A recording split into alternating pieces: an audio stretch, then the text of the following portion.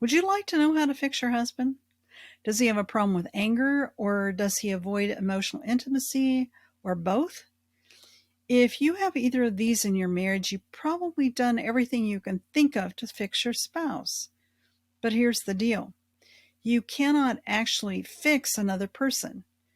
You can't fix him, and he can't fix you. But that's what most of us try to do. We try to change one another. We judge what we see and deem it wrong.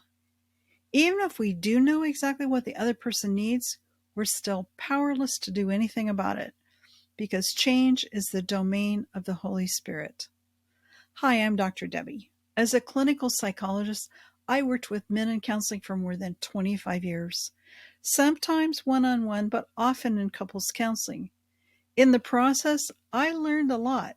And I want to share some of that information with you. So let's dive in. You get to choose whether to live under the curse. When Adam and Eve ate the forbidden fruit, they both faced death for the first time, spiritual and relational death. A curse was pronounced over each of them as well as over their relationship with one another. She would bear children in pain. He would struggle to make a living from the earth. Her desire would be for her husband to fix, manage, and control him. Yet he would rule over her. That is, he would resist her efforts to rule him. Does that sound familiar?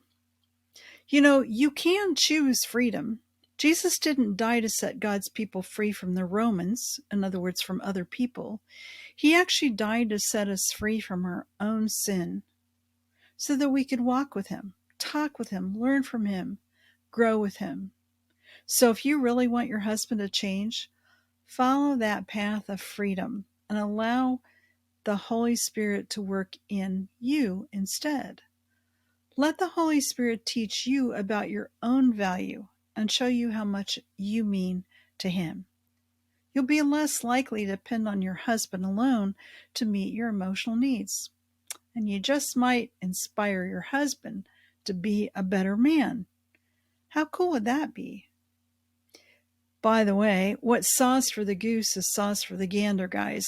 If you want your wife to change, follow the path of freedom and allow the Holy Spirit to work in you. Let him teach you how to focus on your anger in the right place. You'll be less defensive and better able to show up for intimate conversations. You just might help equip your wife to be a better woman. And how cool would that be? Let's talk again soon.